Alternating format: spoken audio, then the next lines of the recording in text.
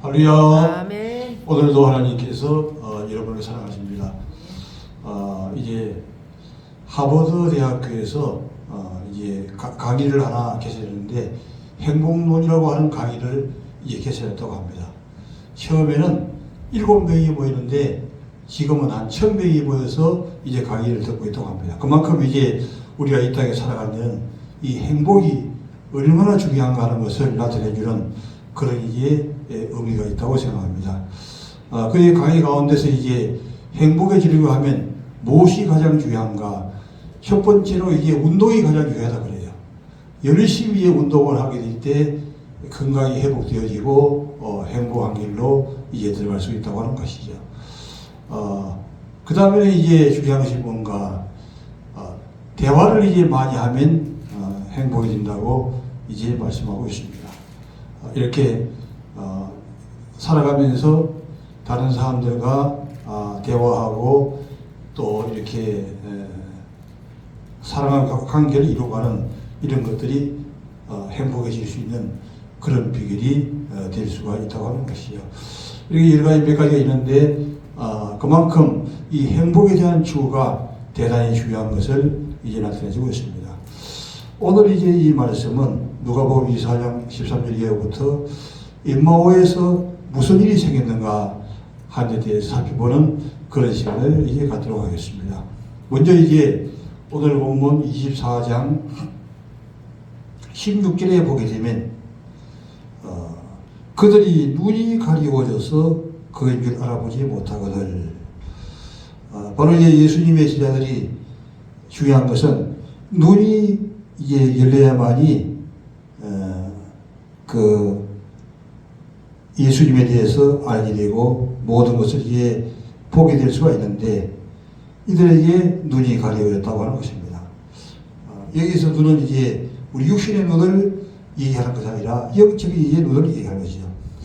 육신의 눈이 떠 있다 할지라도 영적인 눈이 가려지게 되면 하나님의 주님을 볼 수도 없고 또한 하나님의 뜻도 이해할 수가 없게 되는 것이죠. 그만큼 이게 중요한 것인데 어떻게 우리의 눈이 떠질 수 있는가 하는 것이죠.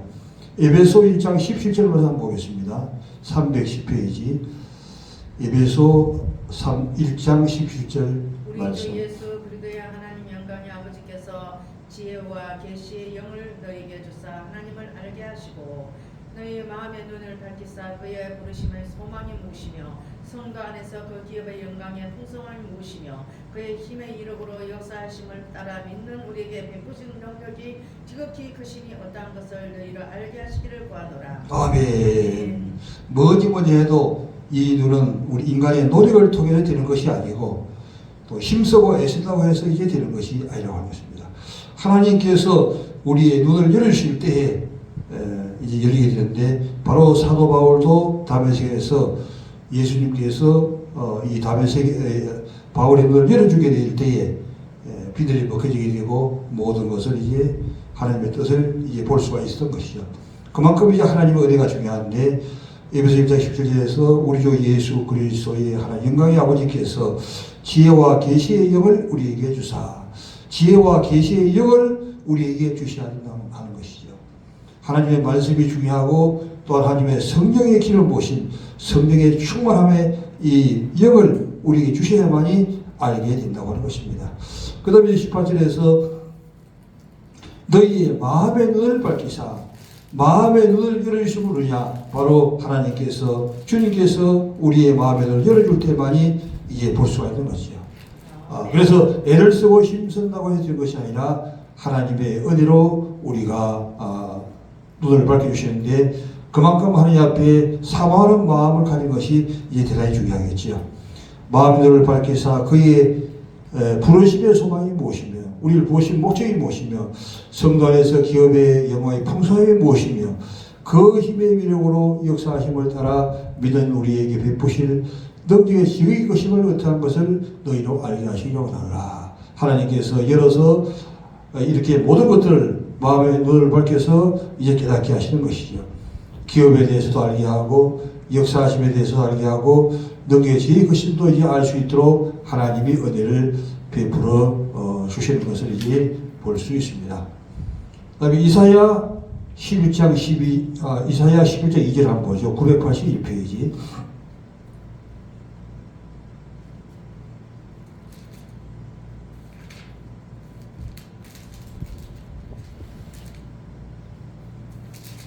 이사야 11장 2절 말씀.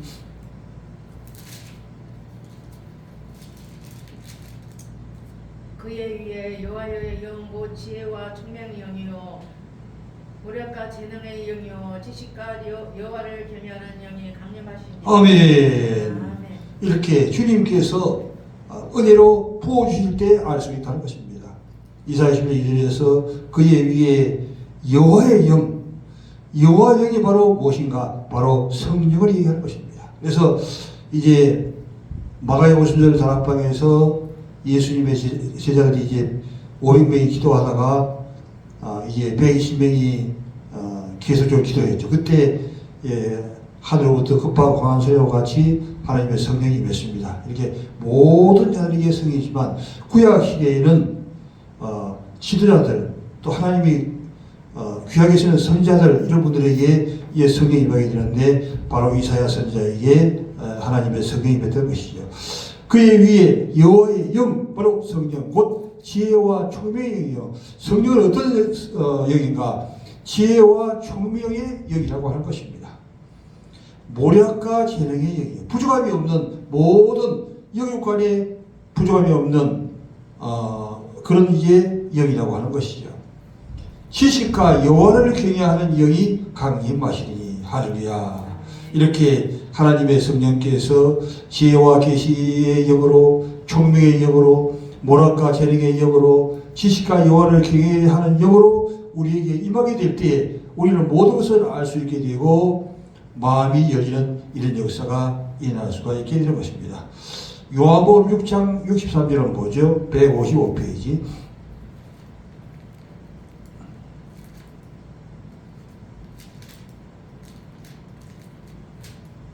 요한복음 6장 63절.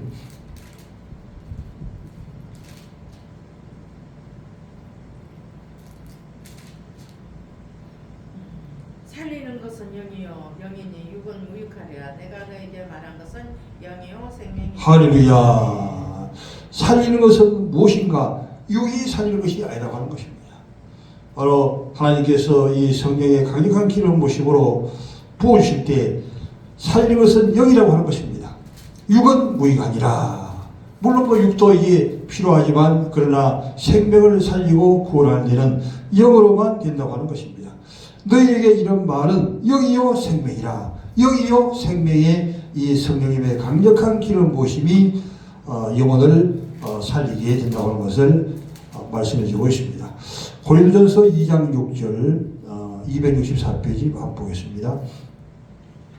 그러나 우리가 온전한 자들 중에서 지혜를 말하노니 이는 이 세상의 지혜가 아니요 또 세상에서 없어질 통치자들의 지혜도 아니요 오직 은밀한 가운데 있는 하나님의 지혜를 말하는 것이로서 곧 감추었던 것인데 하나님이 우리의 영광을 위하여 만세전에 미리 정하신 것이라. 아멘.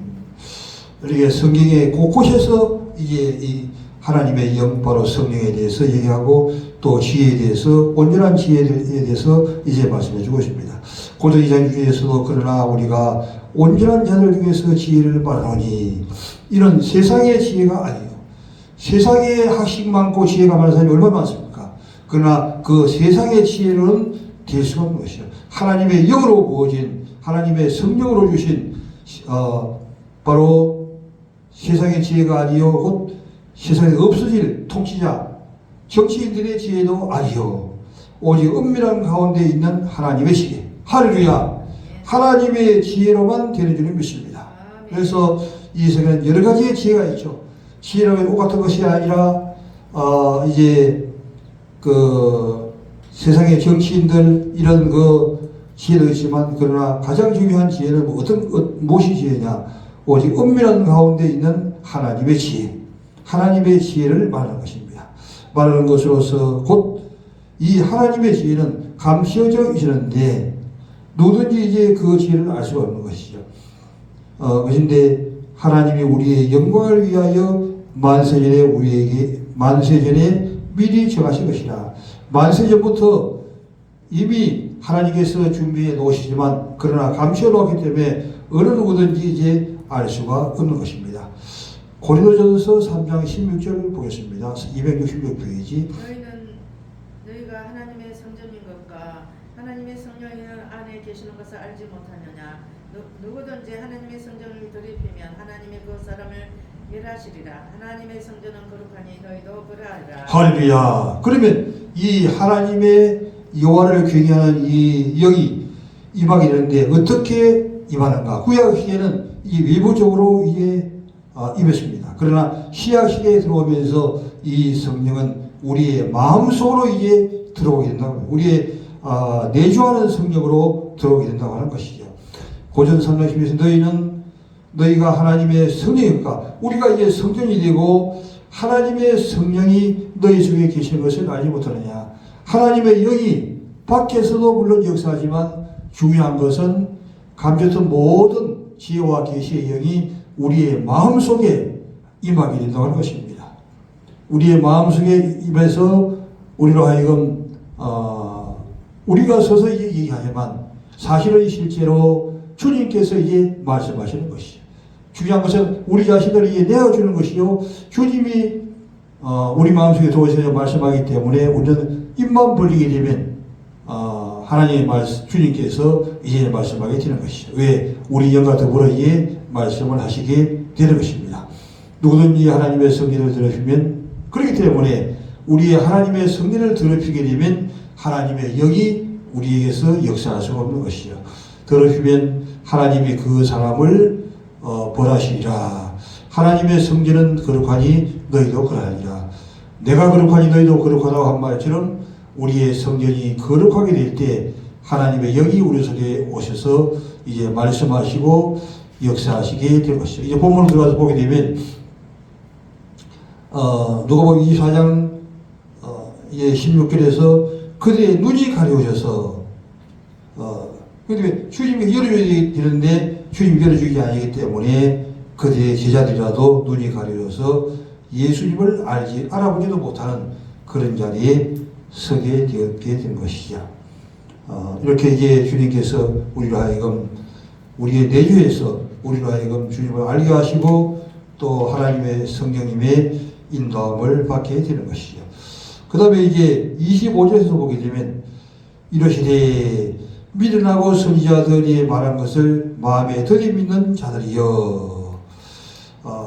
바로 하나님께서 우리 속에 하나님의 영을 이제 풍성하게 불어넣어 주실 때에 우리가 주님을 알게 되고 주님의 뜻을 이제 이해하게 되는데 이제 선지자들이 얘기한 것도 알 수가 없는 것은 왜 그런가 하는 것입니다. 이러시되 미련하고 선지자들이 말한 모든 것을 선지자들이 이미 다 말을 해놨지만 모든 것을 마음에 들이는 것이죠. 잘 마음에 믿어지지 않는 것이죠. 왜? 그것은 성령의 역사이기 때문에. 그래서 이제 주님께서 이제 말씀하시게 되는 것이죠. 그 다음에 이제 30절에 보게 되면 그들과 함께 점심 잡으실 때에 떡을 가지사 축사하시고 떼어 그들에게 주시니 주님께서 이제 제자들에게 함께 와가지고 제자들이 주님을 강건해 가지고서는 자기들이 머무는 곳에 이제 모셔드렸죠. 그때 이제 예수님이 오셔가지고 식사 시간에 떡을 이제 축사하시고 난 다음에 떼어서 이제 그들에게 주게 되었습니다. 이때 떡을 떼어줄 때 눈이 밝아져. 떡을 떼어줄 때 눈이 밝아져가지고 예수님을 그때서야 알아보게 되었다고 하는 것입니다. 예수는 그들에게 보이지 않으니라. 이렇게 이제, 그리고 예수님이 왜 떡을 떼어주느냐 하는 것입니다. 그래서 이 하나님의 말씀은, 이제 숨어있는 이 말씀이기 때문에 그것을 찾기 위해서는 보물찾기하고 같이 찾아야 되는데 그 말씀에 뜻이 이제 다 숨어가지고 있게 되는 것입니다. 요한복음 6장 48절 한번 보도록 하죠. 154페이지 요한복음 6장 48절 말씀. 왜 예수님께서 식사할 때에 떡을 떼어서 저희들에게 주었는가 하는 것입니다. 내가 곧 생명의 떡이니라. 너희 조상들은 광야에서 만나를 먹었어도 죽었거니와 이는 하늘에서 내려오는 떡이니 사람으로 하여금 먹고 죽지 아니하게 하는 것이니라. 나는 하늘에서 내려온 살아있는 떡이니 사람이 이 떡을 먹으면 영생하리라. 내가 줄 떡은 곧 세상의 생명을 위한 내 살이니라 하시니라. 할렐루야. 그래서 예수님께서 이 식사를 할 때에 떡을 떼어준 이 의미는 주님께서 가르쳐주고자 하는 그런 깊은 뜻이 있다고 하는 것이죠. 이것은 자기 자신이 생명의 떡이 된다고 하는 것을 상징적으로 미리부터 이제 가르쳐주는 그런 이제 의미가 있습니다. 그래서 이 말씀이 요한 6장 48절로 이 연결되는 것을 볼 수 있죠. 내가 곧 생명의 떡이다. 자기 자신이 그냥 일반적인 떡만 주는 분이 아니라 자신이 곧 생명의 떡이라고 하는 것입니다. 그러므로 이 예수님을 먹으면 바로 생명이 살아서 난다고 하는 것입니다. 너희 조상들은 광야에서 만나를 먹어서도 죽었거니와 만나도 사실은 하나님께서 광야에서 이스라엘 백성들에게 이제 주었지요. 그런데 그 만나를 먹어서도 이제 다 죽었습니다. 그러나 50절에서 이는 하늘에서 내려온 떡이니 예수님은 누구냐? 하늘에서 내려온 참떡이요 생명의 떡이요 살아있는 떡이라고 하는 것입니다. 하늘에서 내려오는 떡이니 사람으로 하여금 먹고 죽지 아니하게 하는 것이니라. 바로 예수님을 먹으면 죽지 아니하고 예수님의 말씀을 먹으면 영생하고 죽지 않는다고 하는 것입니다. 내가 길이요 진리요 생명이니 바로 생명은 어디로부터 오느냐? 예수 그리스도를 통해서만 오는 것입니다. 사대성인 공자, 석가, 소골대서 이렇게 있을지라도 그들은 생명을 주지 못하죠. 오직 생명을 주시는 분은 예수님 한 분밖에 없는 것입니다. 바로 왜 그런가? 하늘에서 내려온 떡, 생명의 떡이기 때문에 그 예수님을 먹으면 죽지를 않는다고 이제 말씀드리고 있습니다. 나는 다시 한번 또 강조해서 말씀하고 있습니다. 나는 하늘에서 내려온 살아있는 떡이니 생명의 떡이요 하늘에서 내려온 떡이요 또한 살아있는 떡이요 하늘에서 내려온 떡이요 바로 예수님만이 하늘에서 내려오시죠. 나는 하늘에서 내려온 살아있는 떡이니 사람이 이 떡을 먹으면 영생하리라. 바로 살아있는 떡, 생명의 떡, 하늘에서 내려온 떡인 예수님을 먹게 되면 모두가 다 살아나고 예수님의 그 말씀을 먹으면 생명을 얻게 되고 영원한 영생을 가지게 된다고 이제 말씀해주고 있습니다. 사람이 이 떡을 먹으면 영생하리라. 내가 줄 떡은 곧 세상의 생명을 위한 내 살이니라. 바로 예수님을 먹으면 우리가 이제 다음 주에 이제 부활주에도 성가식을 하겠지만은 이제 포도주와 떡을 주는 것은 왜 주는가? 바로 포도주는 예수님의 피를 상징하고 그 다음에 떡은 예수님의 살을 위해 상징합니다. 그것을 먹으면 산다고 하는 것을 이제 상징적으로 직접 띄워주면서 직접 먹게 하면서 가르쳐주는 그런 이제 의미가 있는 것이죠. 그래서 오직 이 생명은 예수님을 통해서만 일어날 수가 있는 것이죠. 무슨 일이든지 예수님을 통해서만 이제 마스터키가 되는 것이죠. 예수님은 되지 않는 것이 없습니다. 왜? 모든 것을 행이라는 마스터키의 열쇠가 되기 때문에 그런 것이죠. 이제 말씀을 정리하도록 하겠습니다. 이제 16절에서 뭐라고 했습니까? 그들의 눈이 가려워져서 그인 줄 알아보지 못하겠습니다. 예수님이 바로 옆에 계신데 예수님을 알아보지 못하는데 왜 그런가? 그들은 눈이 가려워져서 아직까지 주님을 알지 못하기 때문에 생명의 떡을 먹지는 못했기 때문에 예수님을 알지 못했던 것이죠. 그러나 생명 대신 예수님을 만나서 생명의 떡을 먹는 그 순간에 이들의 눈을 이제 밝아지게 될 수가 있는 것입니다. 그 다음에 25절에서 미리라고 선지자들이 말한 것을 마음에 들이미는 자예요. 왜 마음에 하나님의 성령이 임하지 않기 때문에 그들은 예수님을 알지도 못하고 믿지도 못하는 것입니다. 주님께서 이제 30절에서 그들과 함께 점심 잡으실 때에 떡을 가지사 축사하시고 떼어주실 때에 떡을 그들에게 떼어줄 때, 즉 생명의 떡 되시는 예수님을 먹이는 거예요. 왜? 그들이 눈도 밝아지고 그들이 생명의 또한 역사도 일어날 수 있도록 생명의 떡을 주시고자 하는 그런 의미가 이 속에 들어있게 된 것이죠. 이렇게 떡을 떼어줄 때에 어떻게 됐습니까? 그들의 눈이 밝아지고 신기한 일이죠. 떡을 먹는다고 어떻게 눈이 밝아지냐? 즉 이 말은 생명의 떡 되시는 주님을 먹을 때에 생명이 살아나게 될 것을 미리 상징적으로 말씀하게 되는 것이죠. 30일에서 그들이 서로 말하되 길에서 우리에게 말씀하시고 우리에게 성경을 풀어줄 때에 우리 속에서 뜨겁지 않느냐? 하나님의 이 말씀은 생명이요 또 예수님 자체가 생명이요 말씀이기 때문에 그 예수님을 먹고 생명 되신 예수님의 말씀을 들을 때에 그 마음에서 마음이 뜨거워지는 거예요. 왜? 위에 성령이 마음속에 이미 들어가기 때문에 마음이 뜨거워지게 되는 것이죠. 이때부터 마음의 눈이 이제 밝아지게 되는 것입니다. 에베소 1장 11절에서 마음의 눈을 밝혀주는 분이 누구냐?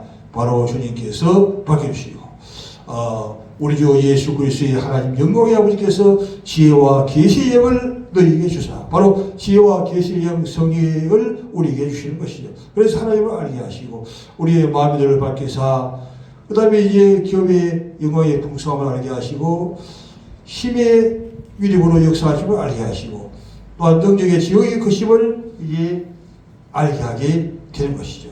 하나님의 성령이 임하게 되고 하나님의 말씀이 임하게 될 때 우리는 모든 것들이 다 여기는 예바다의 축복이 일어날 수가 있는 것입니다. 이사야 11절에서도 그의 위에 여호와의 영, 곧 지혜와 총명의 영이요 모략과 재능의 영이요 지식과 여호와를 경외하는 영이 임하시니 성령께서 임하게 돼서 이 성령이 바로 우리의 마음속에 들어오게 될 때 이런 강한 역사가 일어나게 되는 것이죠. 요한복음 6장 13절에서 살리는 것은 무엇입니까? 영이요. 살리는 것은 영만이 우리를 살리는 것이죠. 살리는 것은 영이니 육은 무의가 아니라 내가 너에게 이런 말은 영이요 생명이라. 이렇게 이제 은밀한 가운데서 감추었던 모든 것들을 열어서 깨닫게 해주시는 이런 역사가 일어나게 되는 것입니다.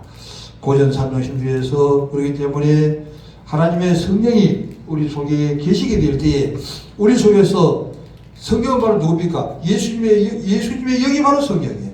그 예수님께서 우리 마음속에 오셔서 우리를 이용해서 주님이 속에서 계속해서 말씀을 하는 것이죠. 그러므로 우리는 주님 앞에 우리의 몸을 이제 내주는 것인데 그렇게 하려면 우리의 성전이 내가 거룩하니 너희도 거룩하는 것처럼 우리 자신이 거룩한 자리로 쓸 때에 하나님 성령은 더 폭발적으로 역사해 나가신다고 하는 것입니다.